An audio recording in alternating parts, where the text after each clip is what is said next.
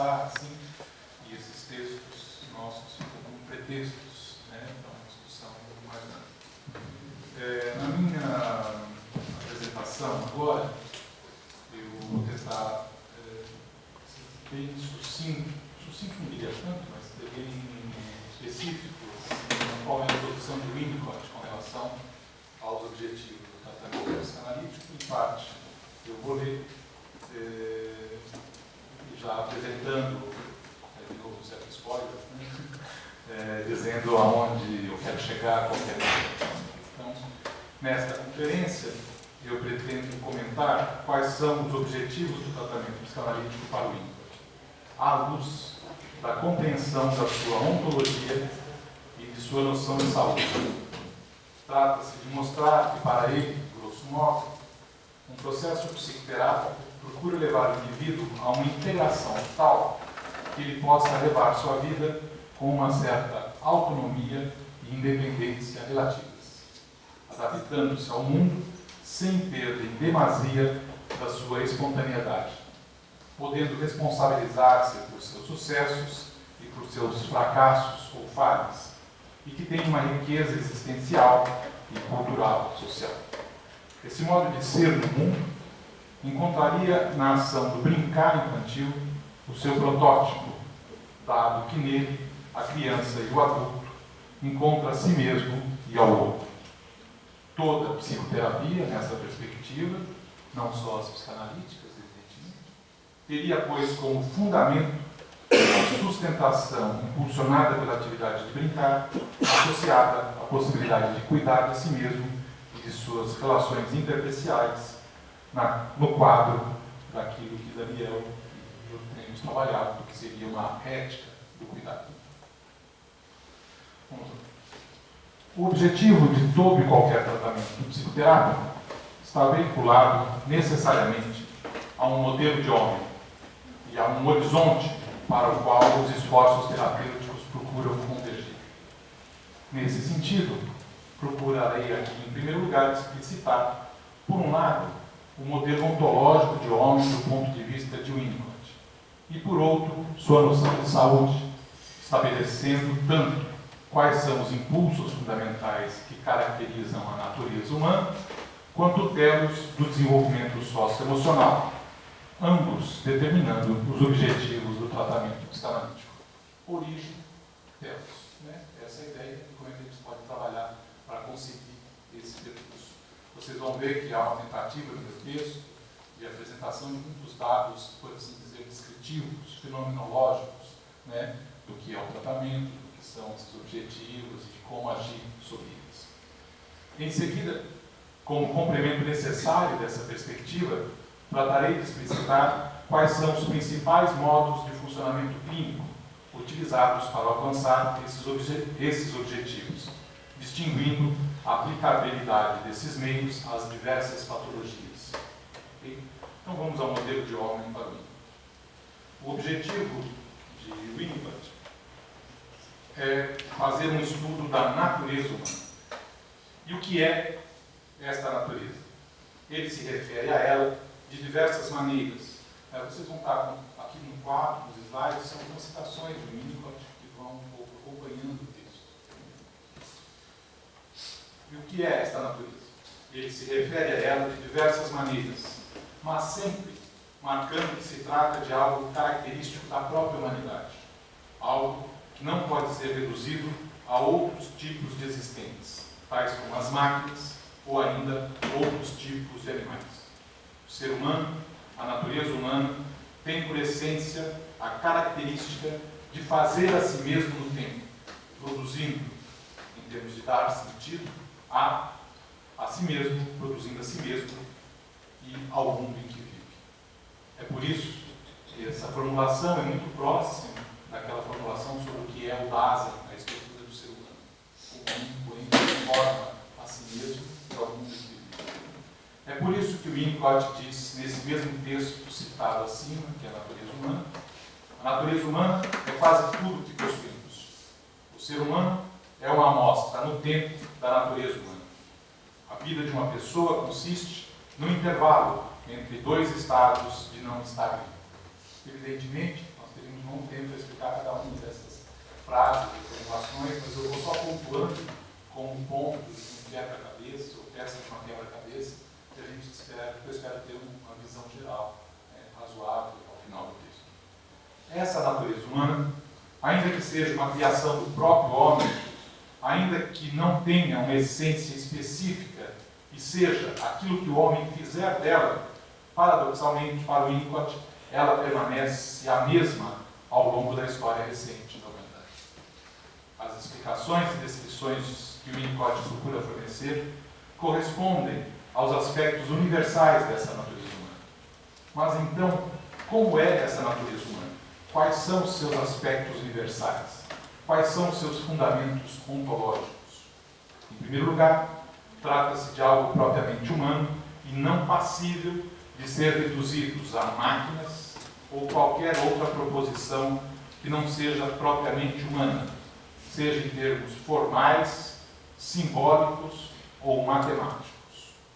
O ser humano, sua vida psíquica ou socioemocional, é considerado na sua especificidade ontológica, sem ser pensado ou descrito em termos que não seriam adequados para isso, ou seja, numa linguagem direta e não numa linguagem figurativa ou analógica.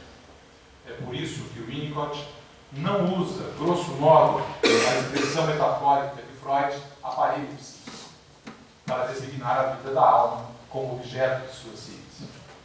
Comparação entre a maneira de Freud objetivar a vida da alma, tal como se fosse um aparelho, e a maneira de Winnicott de referir-se à natureza humana, corresponde a uma diferença epistemológica significativa, com decorrências teórico-clínicas de grande monta.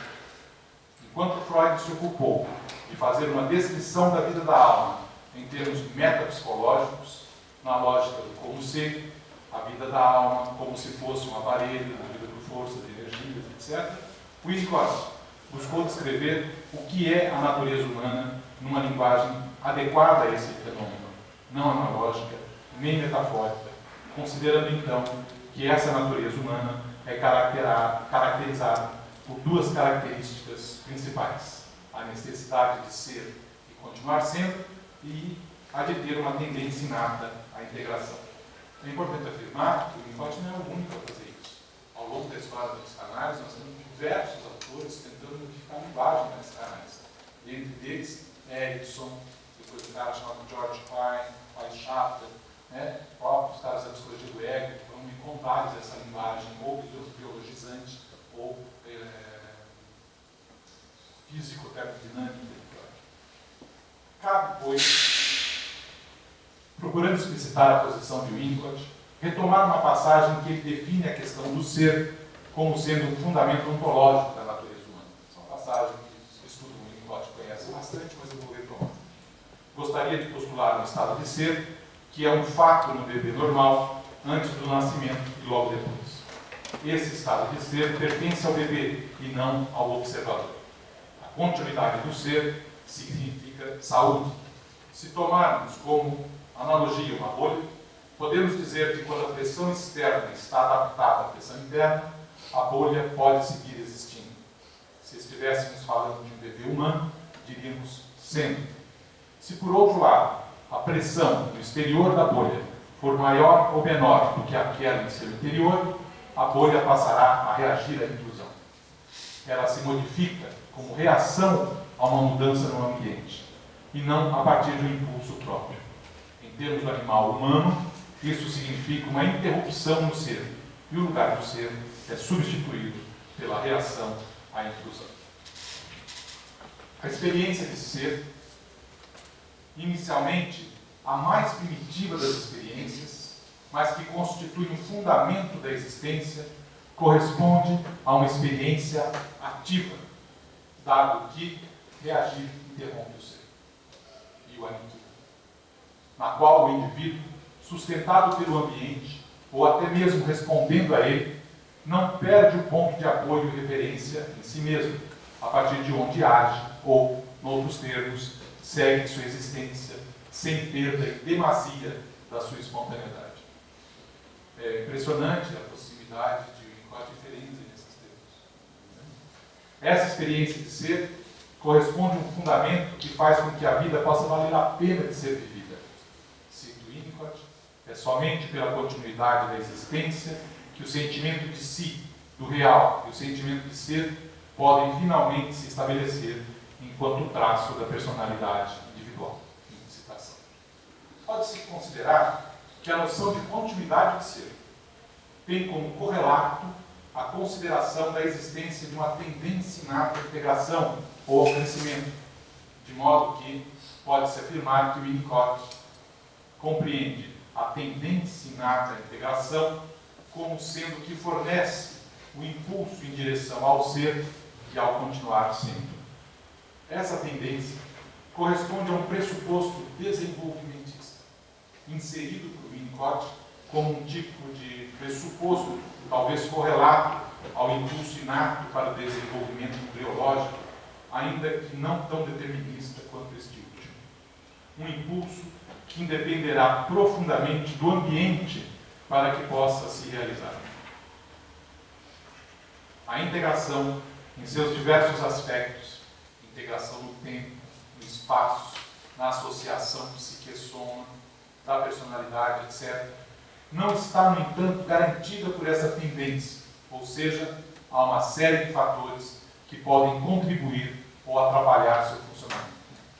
No que se refere à personalidade, para dar exemplo das diversas dinâmicas que podem levar à integração, considerando a existência dessa tendência, o Winnicott afirma: se a tendência a integrar-se é ajudada por dois conjuntos de experiência, a técnica pela qual alguém mantém a criança aquecida, segura-a e dá-lhe um banho, balança e a chama pelo nome, e também as agudas experiências instintivas que tende a aglutinar a personalidade a partir de dentro. Isso é um canal impressionante para pensar o que acontece com as adicções, com tentativas, né, de conseguir a integração via um estímulo corporal. É considerando, pois, a natureza humana como ente que tem uma necessidade de ser e continuar sendo, impulsionado por uma tendência inata à integração, que o Winnicott caracterizará, em termos ontológicos, o que é a vida socioemocional do homem.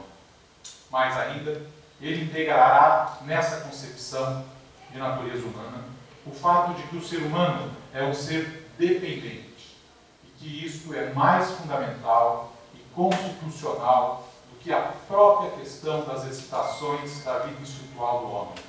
Primeiro, ser, mas o ser depende de ser com, e depois o fazer, inclusive o instintual.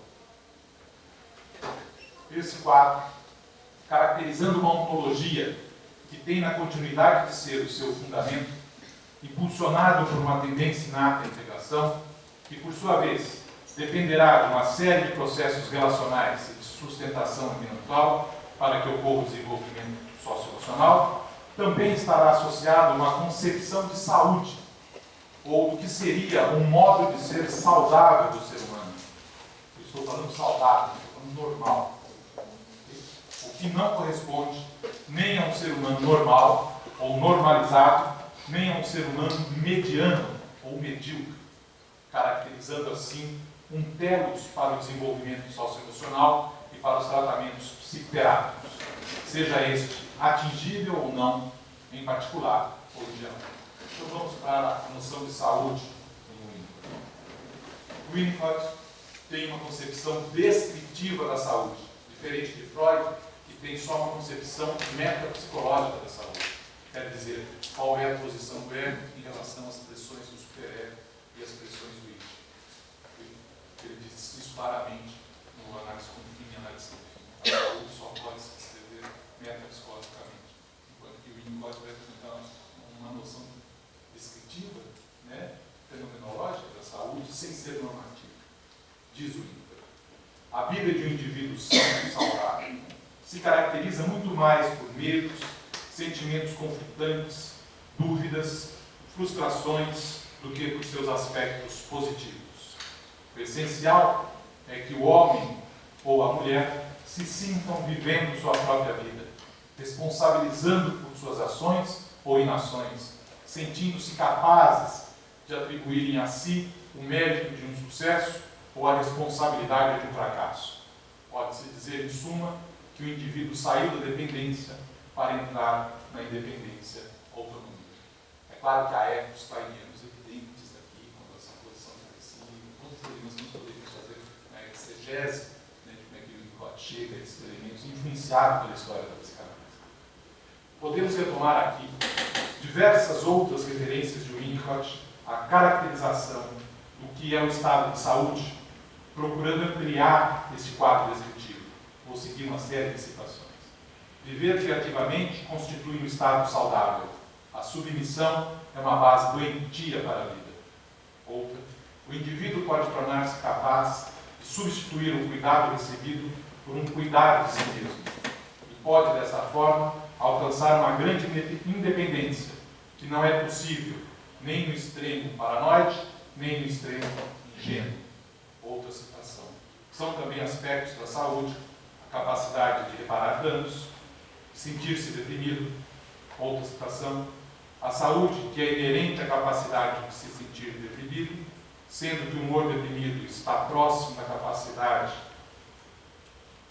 Então, vou ler de novo essa citação, para que vocês possam acompanhar. A saúde, que é inerente à capacidade de se sentir deprimido, sendo que o humor deprimido está próximo da capacidade de se sentir responsável, de se sentir culpado, de sentir arrependimento e de sentir alegria quando as coisas correm bem, é verdade, correm bem.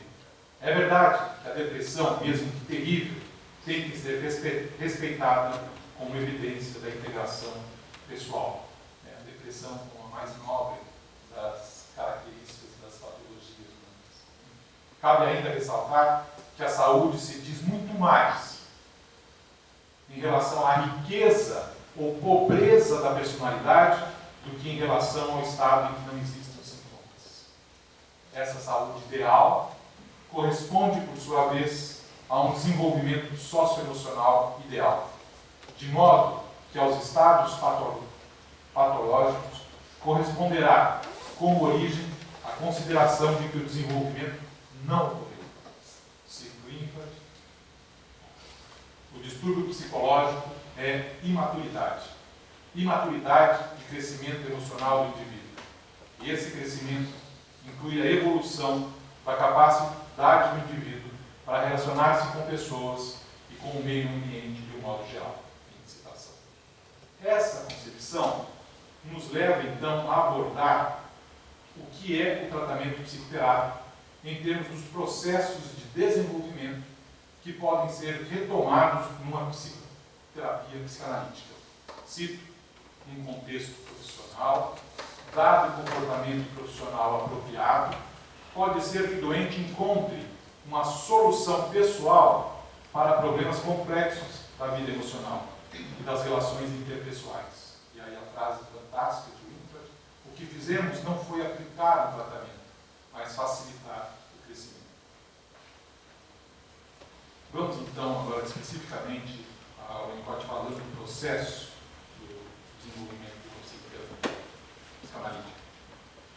Winnicott, no seu texto dedicado a analisar os objetivos do tratamento psicanalítico, Winnicott aponta 3 grandes fases do tratamento, sendo que a última delas pode ser compreendida como o objetivo último de todo o tratamento psicoterápico, ainda que seja um horizonte ideal e nem sempre alcançável. Eu contei isso para um amigo meu que não é analista, ele falou utopia, né? Então, sim, mas precisamos talvez. Diz Winnicott sobre essas 3 fases do tratamento psicanalítico. 1. Contamos com certa força do ego nos estágios iniciais da análise, pelo apoio que simplesmente damos ao ego por fazer análise padrão e fazê-la bem. O que é isso? Isso corresponde ao apoio dado ao ego pela mãe, que, na minha teoria, torna forte o ego da criança. E somente se é capaz de desempenhar sua parte especial nessa época. Isso é temporário e faz parte de uma fase especial. Essa parte é que o analista entende o paciente, fala coisas para ele que tem a ver com a vida dele de verdade. Há uma comunicação profunda no jogo.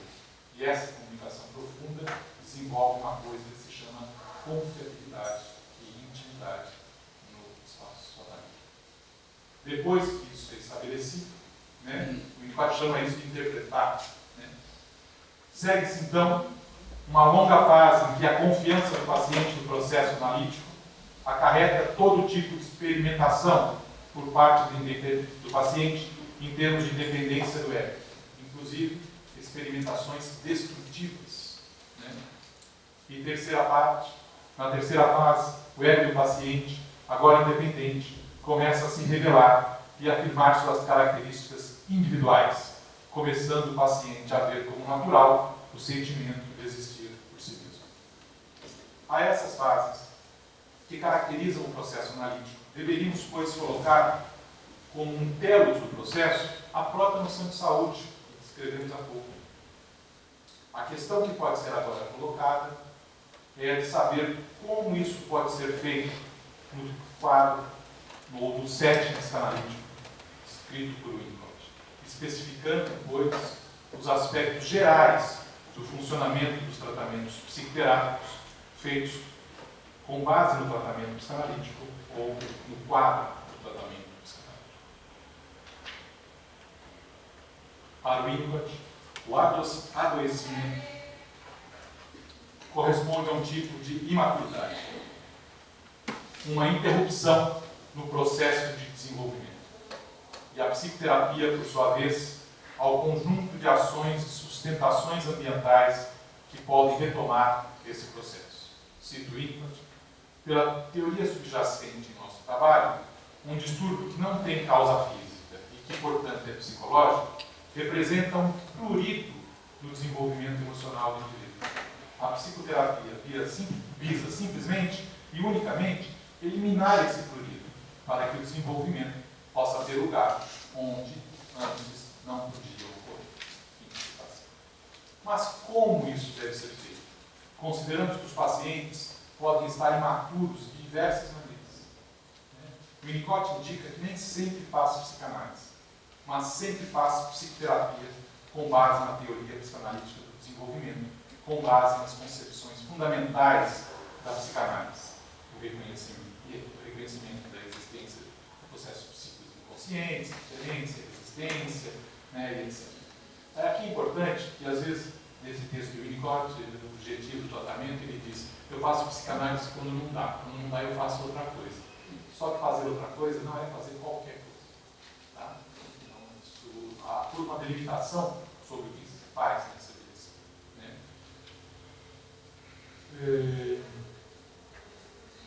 Então, Winnicott distingue uma análise padrão, que é mais para os neuróticos, e uma análise modificada, que são para aqueles que não têm organização neurótica. Nessa direção, Winnicott distingue 3 tipos de pacientes, associando-os aos cuidados psicoterápicos a serem a esses aplicados. Os neuróticos, ou seja, aqueles que funcionam como pessoas inteiras e que têm problemas de administração da vida nas suas relações interpessoais, marcados pelo cenário edípico, cujo tratamento consiste, grosso modo, ao método desenvolvido inicialmente por Freud. O segundo tipo, os deprimidos, aqueles recém-integrados, que têm problemas de humor, ou seja, aqueles que são recém-integrados na sua unidade como sujeitos, cujo tratamento é similar ao dos neuróticos, mas cuja função central do analista é sobreviver, em termos afetivos, aos ataques e seduções que o paciente pode fazer.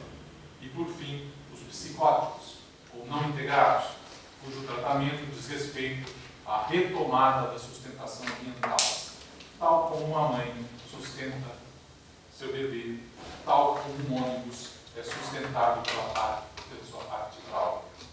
No quadro, então, da reexperimentação de uma situação de dependência.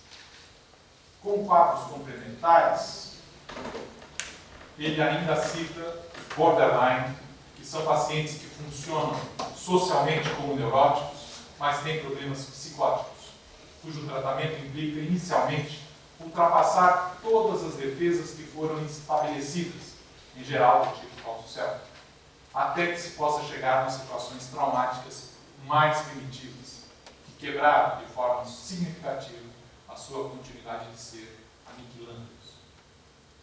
E depois, um outro, que é categoria os que têm atitude antissocial, cujo tratamento é fornecer provisão ambiental, né, que reconheça neles a situação de deprivação. Além disso, ele ainda indica os pacientes que têm problemas psicossomáticos, bem como problemas de adicção ou similares, cujos tratamentos são complexos e envolvem uma sobreposição do que foi citado acima, como prescrição psicoterápica em todos os outros casos citados. Falando em termos gerais, é claro que cada um desses teria aprofundamentos a fazer, detalhamentos, né, mas é só uma indicação, né, dos diversos quadros, e então temos objetivos parciais, não há um objetivo geral. Falando em termos gerais sobre o que é a psicoterapia, sem especificar as diferenças específicas dos diferentes tipos de organização psicopatológica, o Winnicott dirá que ela ocorre na sobreposição entre a área do bricado analista e a do paciente. Cito Winnicott. A psicoterapia trata de duas pessoas que ficam juntas em citação. Quando o paciente não consegue brincar, o analista deve trabalhar para levá-lo a conquistar essa possibilidade. Quando é o analista que não sabe brincar, ele deve mudar de profissão. Brincar aqui é sinônimo de estar com, compartilhar, comunicar e compreender, possibilitar um encontro verdadeiro com o paciente. Nota como isso está longe da técnica ou do profissionalismo. A psicoterapia é uma relação humana simplificada. O psicoterapeuta não é, propriamente falando, um técnico, mas uma pessoa que coloca sua possibilidade de compreensão e comunicação a serviço do paciente. Toda análise ocorre assentada e fundamentada na relação afetiva que anima a relação interhumana terapeuta-paciente. Se o terapeuta ou analista colocar-se apenas de maneira técnica ou profissional, ele paradoxalmente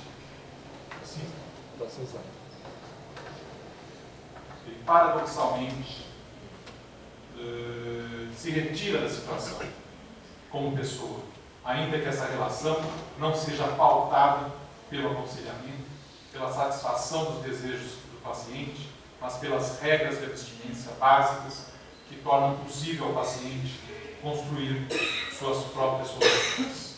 Diz Winnicott nessa direção, um psicoterapeuta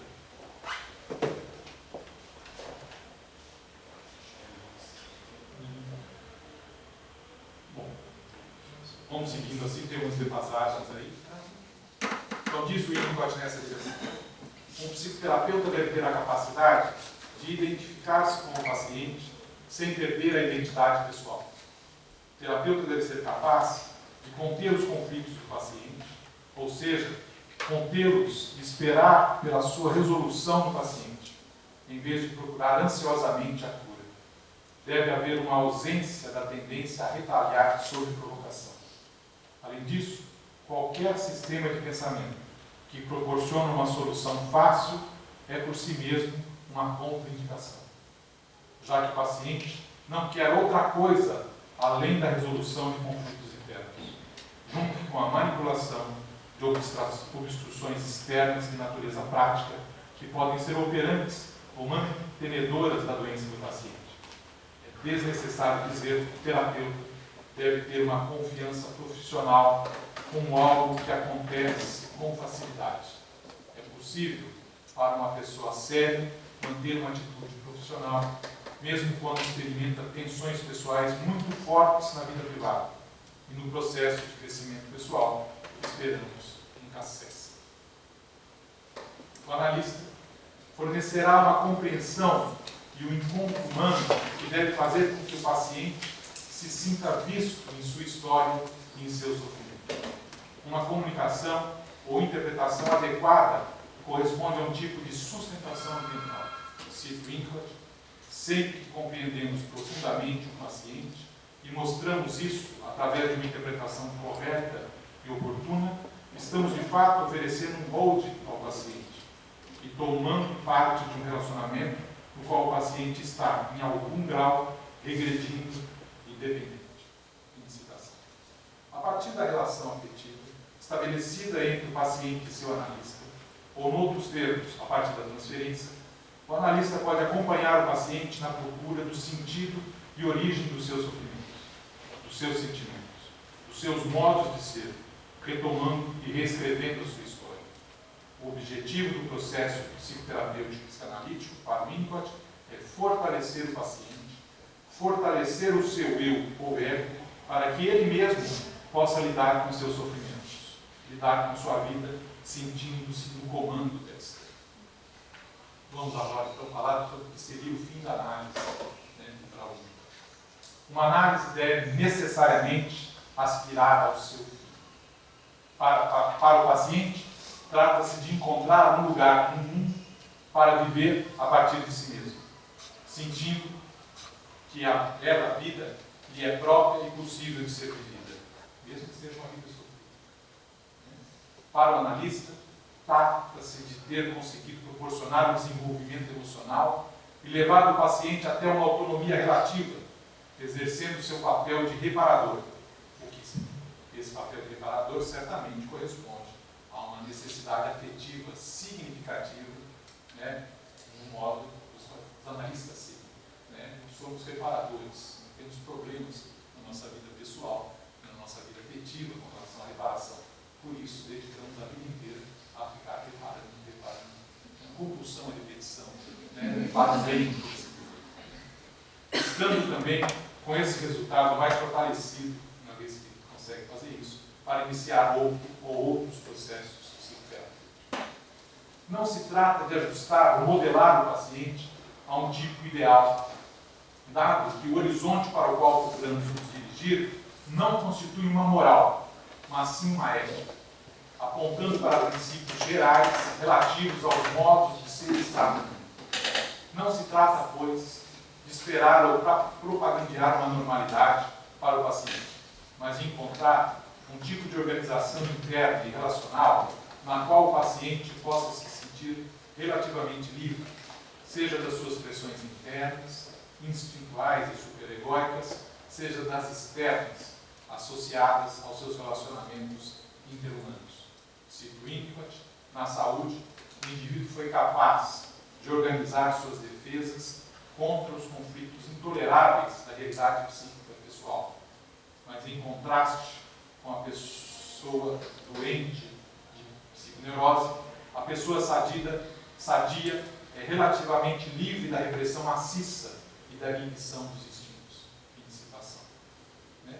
Neurose é rigidez, saúde é flexibilidade relativa. Esse estado dinâmico ao qual aspiramos que nossos pacientes possam chegar corresponde também à possibilidade de exercer uma certa flexibilidade ante a realidade, seja interna, seja externa, podendo mudar suas estratégias de defesa contra as angústias existenciais e relacionais que caracterizam a existência humana. Sinteticamente e conceitualmente falando, na saúde há uma flexibilidade, enquanto que na enfermidade há uma rigidez das organizações defensivas. Mais ainda, na saúde, por um lado, temos uma atitude natural de reação ao prato feito, à realidade dada, dado que o indivíduo sente como necessário criar, dar sentido e fazer o seu mundo. Por outro lado, cabe ao estado de saúde uma integração que leva o indivíduo a preocupar-se com o mundo, a prezar por determinadas relações de objeto, de modo que o sentimento de culpa e a depressão seriam fenômenos necessariamente presentes. É por isso que o Winnicott afirma, aspas, quero sugerir que clinicamente o indivíduo realmente sadio está mais próximo da depressão e da loucura que da psiconeurose.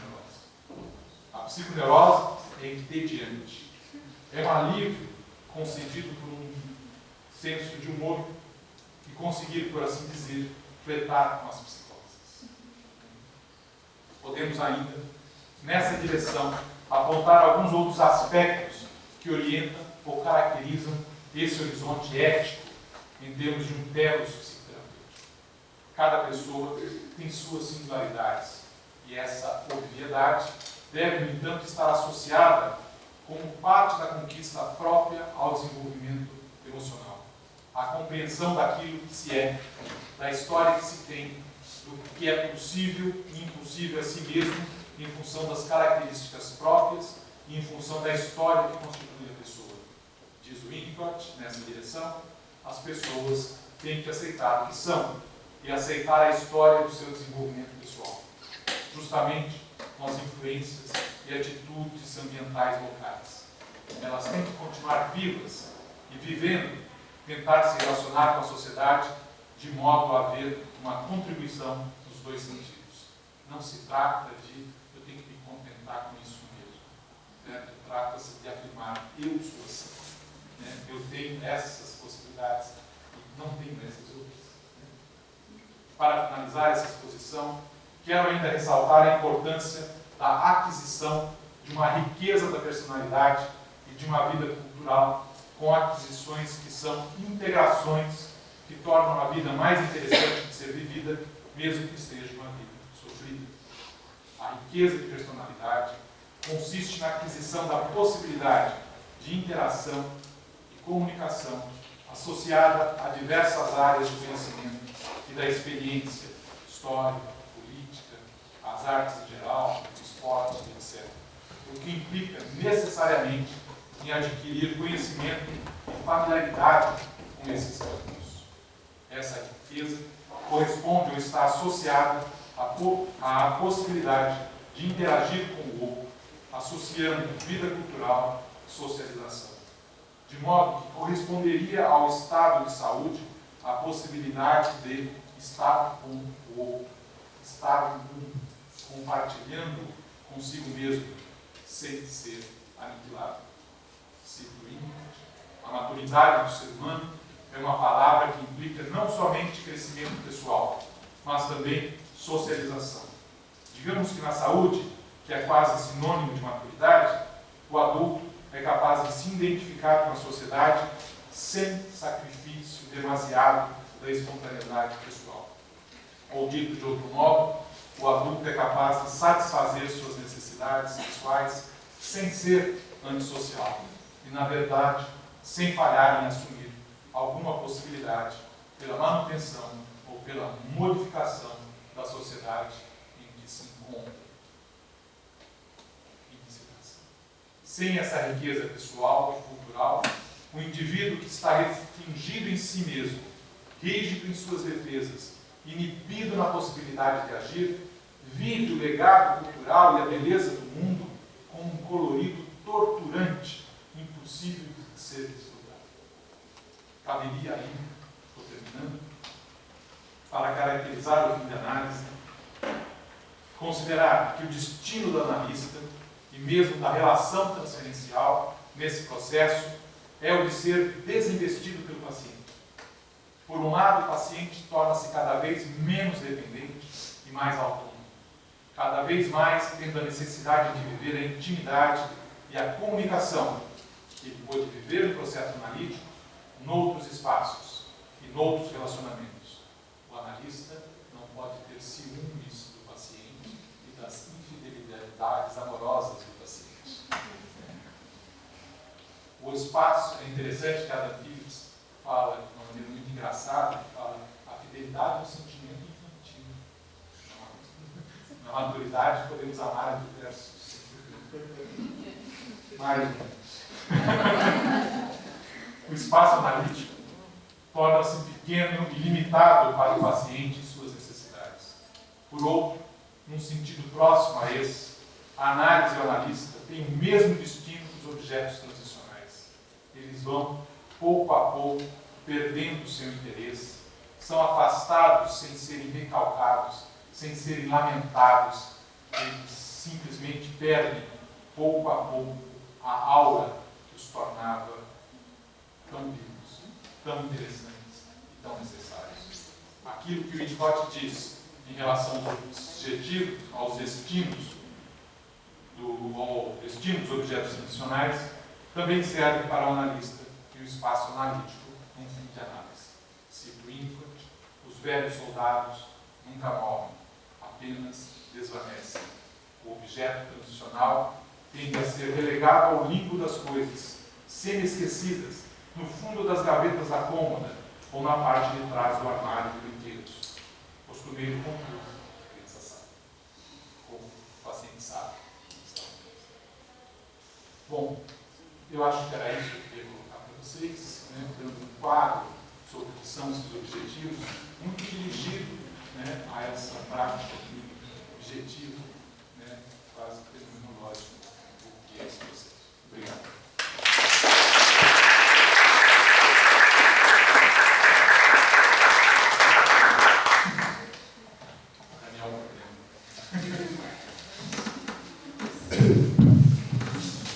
Bom, temos um tempo ainda.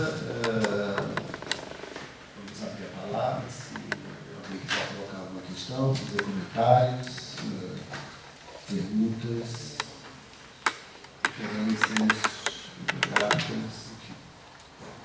Estamos aqui para ser usados, né? Como diria o Winnicott.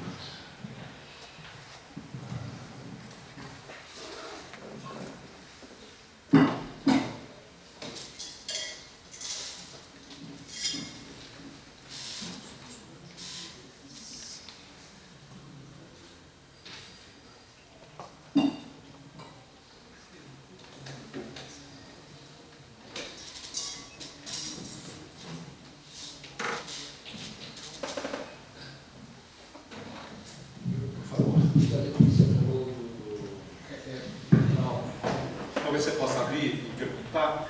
Bem, por favor, você pode só se apresentar e fazer a pergunta, porque como nós estamos filmando, né? É bom, porque aí grava.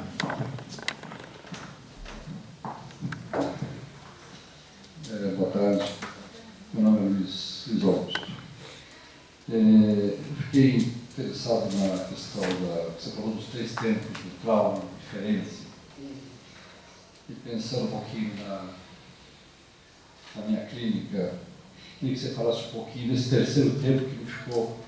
Eu identifico uma paciente nessa questão do terceiro tempo.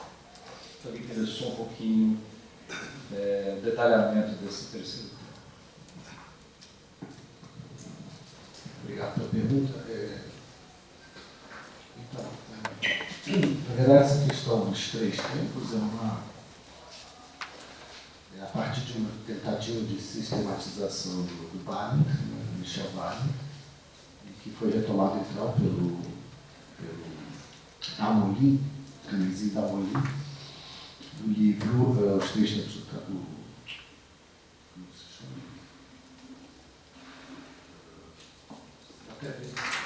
O terceiro tempo do trauma, né? Exatamente em torno desse ponto. Por que isso é importante, né? E foi ótimo você ter invocado mais uma vez esse problema, porque a questão da mentira está posta aí. Né? Quer dizer, se nós considerarmos que o terceiro tempo é o tempo no qual o sujeito tem que se abrir com a falta de reconhecimento ao seu testemunho, quer dizer, porque o primeiro tempo é a violação. Né? A violação ela pode causar dor, ela pode causar sofrimentos pontuais, mas ela não necessariamente tem que ser traumática. O que o Ferenczi vai pensar é a possibilidade ou a impossibilidade do sujeito dar sentido a uma experiência, né, de violação que sempre depende da presença de um outro. Né? E esse segundo tempo é um tempo muito importante para nós que fazemos, que nos propomos a sermos psicanalistas, porque é o que leva alguém a buscar ajuda, né, inclusive. Então, o primeiro tempo é a violação. O que se faz com isso? Né? Então, há uma tendência, né, no humano a buscar, né, um outro, um terceiro, né, para poder, de alguma maneira, produzir um testemunho. Mas a produção de um testemunho implica uma presença. Né? Eu costumo chamar só de presença sensível. Né? Esse segundo tempo é fundamental, porque é o tempo em que o sujeito se dirige ao outro. Né? A ideia freudiana lá do projeto, né, do choro do bebê, que acolhido pela mãe, torna-se, né, a chamada vivência de satisfação, tem a ver com isso, esse movimento em direção ao outro. Né? Seja um movimento, né, sabendo-se da existência do outro ou não. No caso do trauma, sim, há uma busca de um terceiro, né, no sentido de produzir uma comunidade, né, que possa compartilhar sentido para essa experiência de violência, de violação traumática. Quando isso não ocorre, é que nós, então, caímos no terceiro tempo, que é o traumatismo propriamente dito. Quer dizer, a experiência de violação pode ser ou não traumática, né? O terceiro tempo do trauma, né, é o tempo no qual o desmentido ou a mentira se impõe. Na medida em que eu não posso testemunhar, né, uma agressão sofrida, impõe-se uma mentira, ainda que seja uma mentira silenciosa.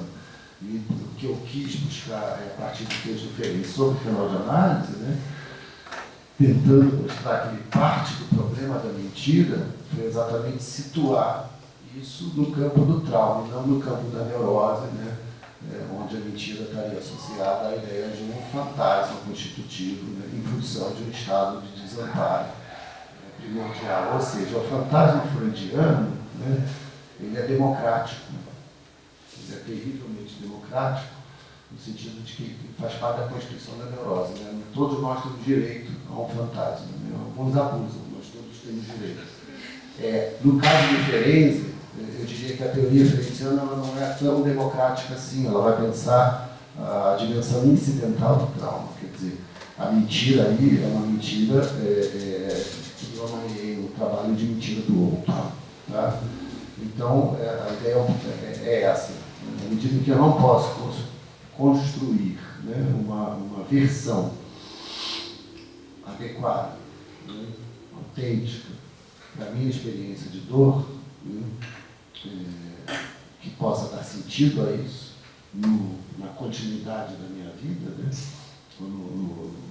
isso que o colega nosso do Rio de Janeiro, que é o Eduardo Rosenthal, chama de uma forma muito bonita, né, o ser no gerúndio, né, que Leopoldo apresentou como sendo. Né? Então, na medida que aqui essa experiência não tem nenhuma inserção neste sendo, né, no meu sendo, isso é o terceiro tempo do trauma. Então, se quiser falar mais alguma coisa, fique à vontade. É interessante isso, porque o paciente relata que houve um abuso na infância, um abuso sexual, e que a dor não veio do abuso, mas veio do silêncio que a família toda impôs em cima dela. Isso é mentira. Essa é mentira. Desmentida, desautorização, né? Quer dizer, impõe-se a mentira, né? E nós costumamos trabalhar isso no nosso laboratório, quer dizer, tanto no plano, né, individual quanto no plano social. Né? Se pegar um caso, por exemplo, se o governo turco não reconhece, né, o genocídio armênio, né, impõe-se uma mentira.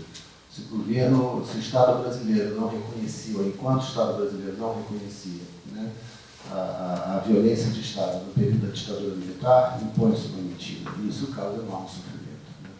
Então, no nível individual, por exemplo, como você trouxe, de um abuso sexual, né, infantil, ou mesmo não necessariamente infantil, mas de um abuso, e no nível social, né, que a gente chama de trauma social, né, quando a mentira se impõe, né, e as versões sobre a dor, sobre o sofrimento, não podem se fazer escutar.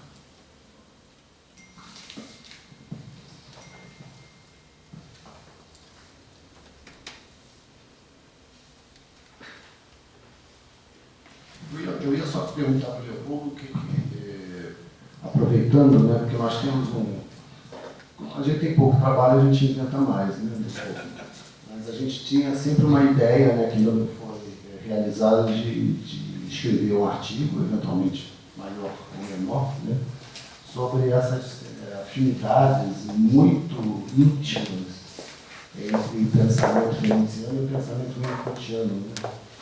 Então, se você tiver interesse em fazer algum comentário sobre isso, eu agradeceria. Eu acho que é um tema notável, necessário, de ser desenvolvido. história da psicanálise, no que diz respeito à compreensão do exame clínico, muitos